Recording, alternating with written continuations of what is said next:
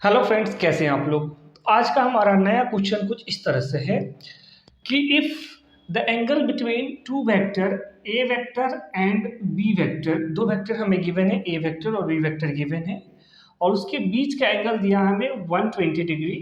हमें फाइंड करना है सी वेक्टर जो हमारा रिजल्टेंट गिवन है।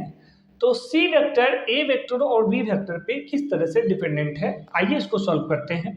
इसका सॉल्यूशन कैसे करेंगे कि ए वेक्टर और बी वेक्टर के बीच का एंगल 220 डिग्री है, हमें सी का निकालना है। तो सबसे पहले हम निकालते हैं कि ए वेक्टर यानी कि जो हमारा सी वेक्टर यानी कि जो रिजल्टेंट वेक्टर है वो एक्चुअली कैसे निकालते हैं। रूट ऑफ क्या लिख सकते हैं आप, ए का स्क्वायर प्लस ऑफ बी का square plus of 2ab cos theta, आप ऐसा लिखते हैं। जब आप रिजल्टेंट फाइंड करते हैं तो यहाँ से आ जाएगा C vector equal to root of A square plus of B square plus of 2ab और cos का वैल्यू कितना रखना है 120 डिग्री। तो यहाँ रख देंगे cos of 120 degree.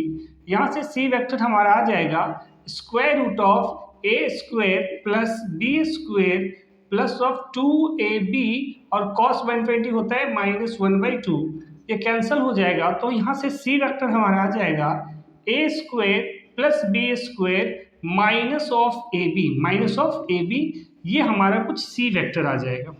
C vector का जो वैल्यू आया कुछ इस तरह से है।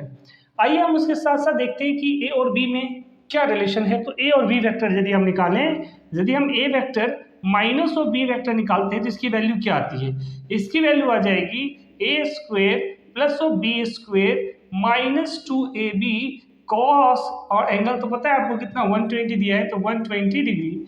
यदि हम यहाँ से फाइंड करें तो यह आ जाएगा A square plus B square -2ab और cos 120 होता है 1/2।